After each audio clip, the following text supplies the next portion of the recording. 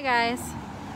Alright, so I was actually gonna make this video later on tonight, but I'm here in the middle of downtown Winter Garden and kind of have been vlogging here and figured it was really nice out, a little overcast, so it's a little cooler, so I figured I would just kind of record this now while I'm just sitting and relaxing. I mean, there's like nobody around me. I got a big space to myself, social distancing, yay.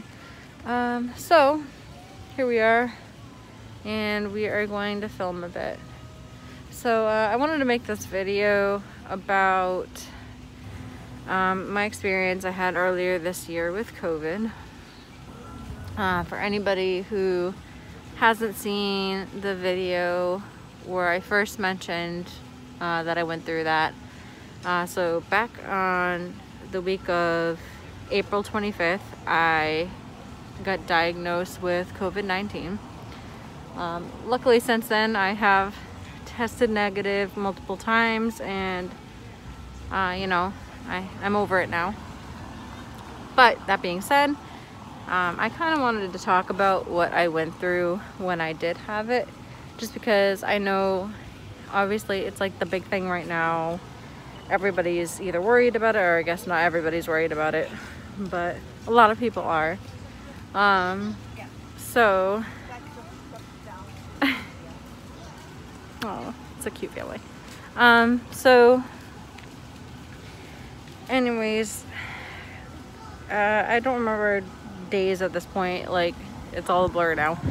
But the week of the 25th of April this year, I started coming down with symptoms that I suspected might be related to it, but I wasn't sure. So I believe the first few symptoms I had were I was having headaches, and then I was having shortness of breath. And I remember one day in particular, I woke up, I believe it was a Tuesday. I woke up in the morning, 4 a.m. and I just remember thinking, like, oh my gosh, like I really feel like I can't breathe properly.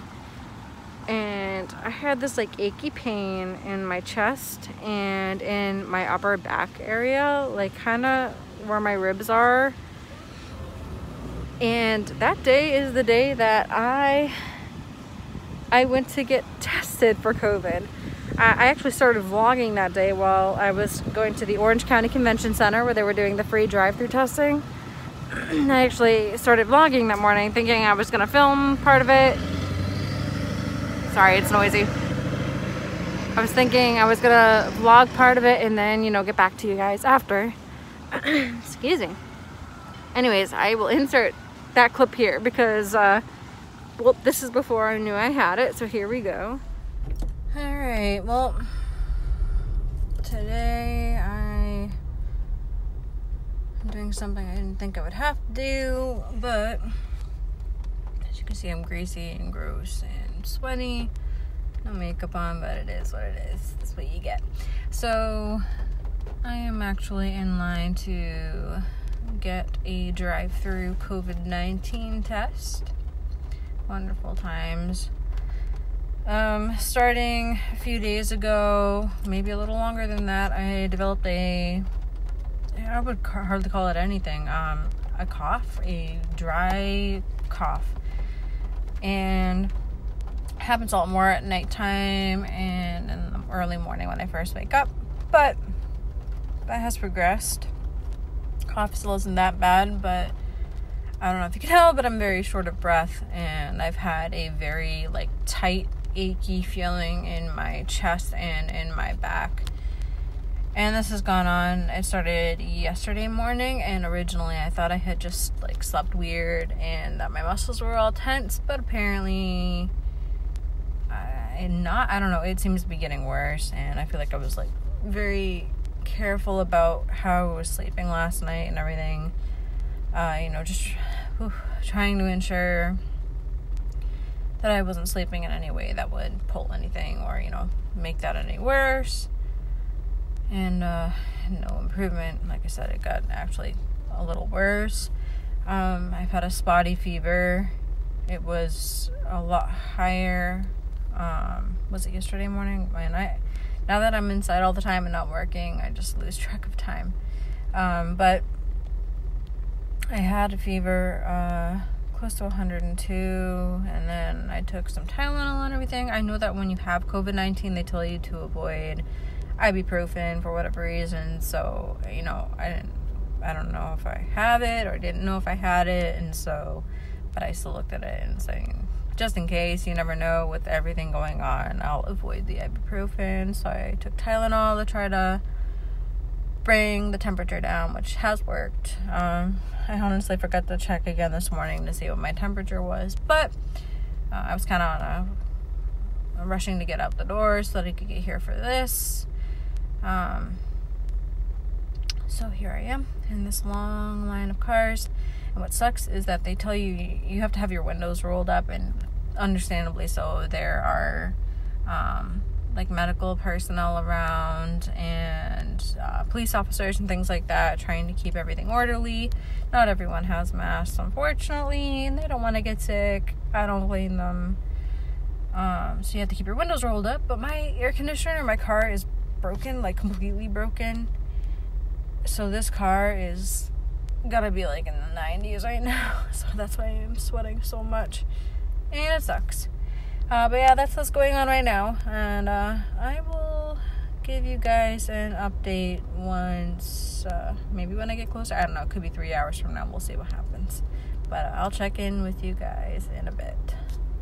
So, you know, that was before, and then about, I want to say 6-7 days later is when I got the positive test result back, which was, you know, wonderful news. But I mean, at the same time, at least I knew what was causing what I was going through.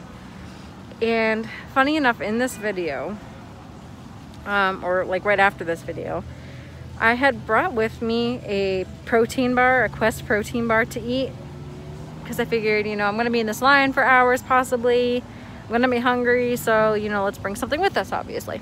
So started eating this Quest bar, and then suddenly realized a few bites in that I actually couldn't taste the protein bar at all.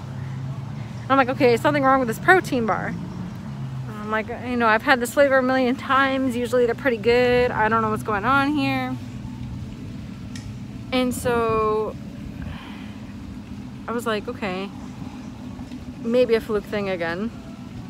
I remember getting home after being out to get the test, and then realizing I couldn't even smell the Febreze we keep in our apartment, and confirmed once again that I also couldn't taste anything still. So these are like the second set of symptoms that kind of came up, and I was like, okay, yikes. You know, this isn't normal. This isn't something I've dealt with before. You know, I've had slight like taste issues when I've had like bad colds, because that kind of comes along sometimes with like the congestion. But I wasn't having any congestion or anything like that, so I was getting really worried. The next thing that came on was a little bit of a cough. Hardly anything, honestly. You know, late at night or early morning, I would cough a bit. From there, it turned into like just lethargy. I was very tired and very, very weak, and I just remember like my body felt like it was shaking like constantly, and then the respiratory symptoms got even worse. So I was like literally 24/7 anytime I wasn't sleeping, which was pretty much all the time. I'm gonna be honest here, I don't sleep very much. But anyways, I was literally focused on manually breathing to make sure that I could properly get enough oxygen. And no matter how deeply I tried to breathe, it just, nothing felt like enough. And the aching feeling got worse and worse and worse in my back and in my chest. Like this constant pressure and like just an achy kind of throbby pain. Then another odd symptom I started getting probably a couple days after that is this really strange rash on my toes and a little bit on my ears. And the only thing I can compare it to is it almost, like at first I thought it was like, oh, it's like almost like a poison ivy or a bug bite or something.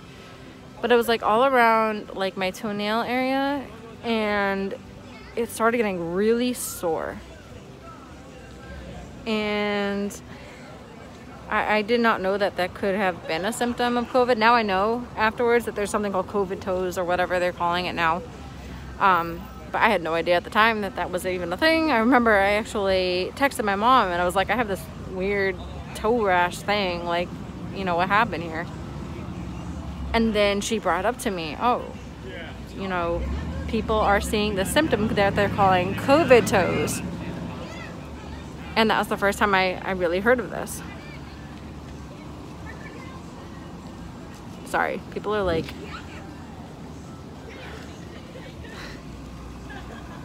joining up, I guess. I don't know. Anyways, so that was the first time I really heard about that, but apparently my mom had read about it. Soon after this point, my boyfriend started getting symptoms. Now, his weren't too bad. Honestly, he kind of just had like a slight cough. I think he said he was like a little sniffly, and then he had like a pressure pain that he was feeling in his chest. And then aside from that, really nothing else. Another thing that for me started happening at this point was fever.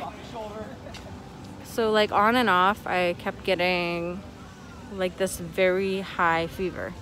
The highest point was a little over 104 degrees Fahrenheit. And then it would go all the way down to like 101.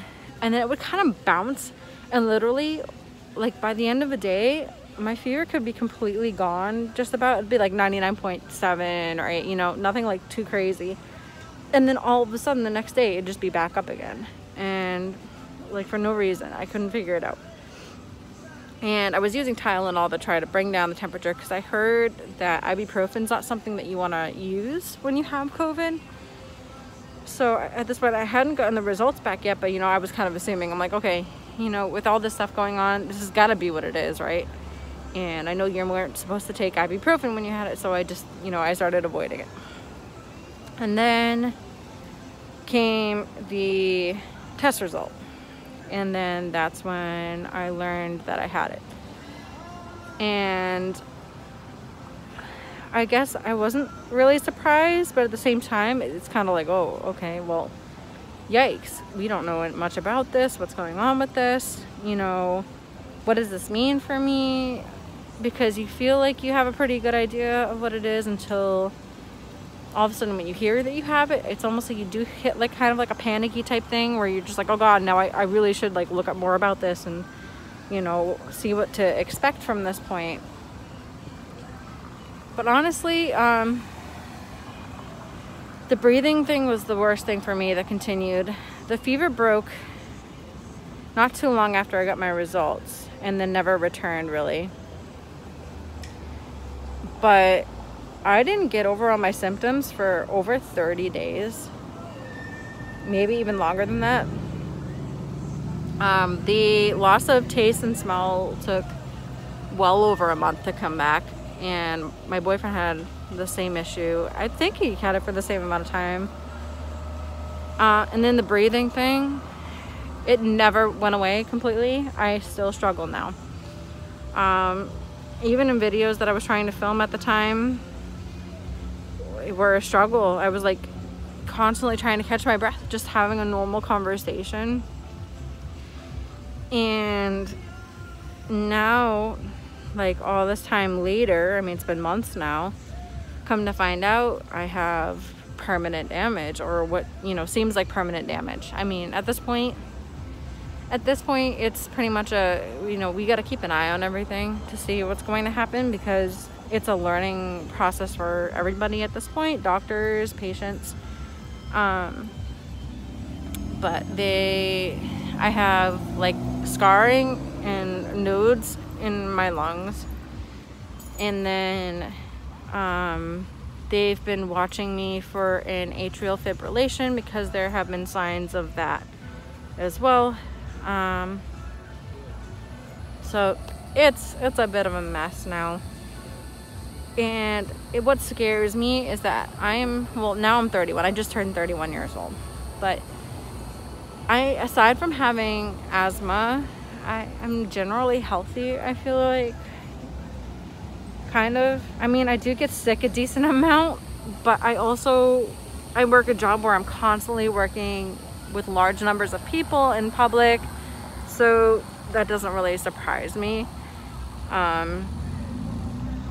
But it makes you think, surviving this virus doesn't mean you get out unscathed. Because I mean, I got off better than a lot of people do. I'm at least alive, which is great. No complaints there. But how, the things that I have now from this, with my lungs and everything, is that going to be permanent? Is this something that's just going to take a while to go away? Are there going to be long-term effects, from this point onwards that I don't know about yet with this? And that's what scares me more than anything. So, I'm wondering, all these healthy people that do catch this, they will likely and hopefully survive it. But, what are the long-term effects going to be? And so, I don't know. That's something that I never even really thought about before catching COVID, and it's scary to think about now. So I mean, yeah. And there's so many people, especially here in Florida, that don't seem afraid, which, I mean, okay, it's a weird place I'm in, where I don't think people should be afraid. You've got to live your life. But that being said, you got to be smart about living your life. Do you need to keep yourself locked inside? That's up to you. That's really, if you're more comfortable doing that, and say you have, you're very, very high risk for having a very severe form of this virus, maybe that's the best option. But I mean, if you're somebody who likes to get out and you like to go out and do things, just, be smart about it. Don't go anywhere where you're going to be super, super close to a bunch of people, especially when they're not going to be wearing face coverings. Just play it smart when it comes to everything. Don't assume that you're going to be 100% okay, or that, just because you survive, you're not going to have any long-term effects. Or don't even assume that you're necessarily going to survive, because I know people now personally who are very healthy young people with no pre-existing conditions who have unfortunately passed away due to this. And it's very sad and very unexpected and scary, but it is what it is, and we have to be watching out for each other now, because you just don't know. You don't know, who next to you might not make it through this. So, those are the things you got to keep in mind. It's tough. It's a tough situation. You got to be smart about it. I mean, I caught it. Honestly, I've narrowed it down to literally one place that I could have gotten this, because I was furloughed from work for many weeks, far beyond, where I could have caught it there. So I don't think my workplace had anything to do with it, 100%. I had gone, after all this time, a long, long time of being home and literally not going anywhere, I went into one store to run in and grab a few essentials. We needed food and we needed some medication. And I was in and out of there in a very short period of time. Most people were not wearing face coverings of any sort, but I was. I was wearing pretty much what you see right now. And that's all it took. That's all it took. I didn't go anywhere again for weeks. And then all of a sudden, the next thing I knew, it was literally about 2 weeks after this point that all of a sudden I had these symptoms. And I literally cannot think of any other place because I hadn't gone anywhere in such a long time. And you know, that's all it took. Like I said, it only takes one time, and this is why I find it scary that so many people are opting not to wear the masks, because once again, people seem to be forgetting it's not about you when it comes to the mask. You're wearing it not to protect yourself. I mean, it kind of does protect you a bit, but you're mostly doing it to protect other people. Is it 100% effective? No. Everything tells you that it's not 100% effective, but I mean, even if it was just a couple percent, like that it increased your likelihood of not getting something, would you not do it? And that's my view on it, is that if I can keep somebody safe, even if there's such a teeny tiny chance that it's gonna help, I am going to take the chance that, you know, the person over there might get sick from me if I'm not wearing this. And so I wear it because I don't know what's gonna happen to them if I don't, and that's not something I want on my conscience. So, you know, that's the way I look at it. In the end, I can't make anybody do anything. People can do what they want to do in the end, whether that's smart or not. But I think everyone needs to, you know, do your own research on things, guys. Don't ever trust a single source on something like this. Once again, I'm not a doctor either. Do your own research. Think for yourself. Look out there, get information, and make educated decisions based on what you find from several sources. You know, yeah. So, here I am now. I'm dealing with just some flare-ups every now and then in my lungs. The shortness of breath is kind of here to stay. I did forget to mention earlier in the video that my oxygen, when they did take my oxygen, I had gone at one point when I was going through symptoms to an urgent care that would accept me, and my oxygen was below 90 at that point. It's not good. It sucked. And now it sits around 94, pretty consistently 94-ish, which is a lot better. I believe it's like 95 or above that you want it. I do highly recommend, by the way, looking on Amazon and other places for, I forget what the term is for it, but the little oxygen meters that you put your like finger in and it'll tell you your blood oxygen. I highly recommend it. It really helped when I did have it to know, you know, like, do I actually need to go to a hospital now, or am I okay? It's good, and they're not very expensive. I believe they're around like $20-30-ish. Definitely get one. It's good for peace of mind. Sorry, there's a lot of people here kind of walking by. Anyways, I highly recommend getting them. Another tip I want to give that worked for me anyways, I'm not saying it's gonna work for everybody, but that worked for me when I was having my breathing struggles, especially when laying down on my back made things a million times worse. I literally felt like I was just suffocating sometimes. But laying on my stomach helped immensely, and I've heard, now feel free to look this up for yourself or ask your doctor, but I've heard that you have a lot of like surface area in your lungs that are closer to your back. So when you lay on your stomach, it gives your lungs more area to like breathe, I guess. I don't know. You have to look up, like I said, do some research yourself on the subject, but I can tell you from experience for me that it definitely helped me feel like I was getting more air, and it just made it a lot easier to sleep. So I do, you know, that is something from my perspective I would say I recommend doing, but obviously, you know, check in with your doctor and the actual professionals to see what they have to say about the subject. Aside from that, just Tylenol. Yeah. But anyways, that was my experience with it. It was terrifying. I have what seems to be permanent damage now from it. Hopefully not. Fingers crossed that it's something that just takes some time to get better. We will see.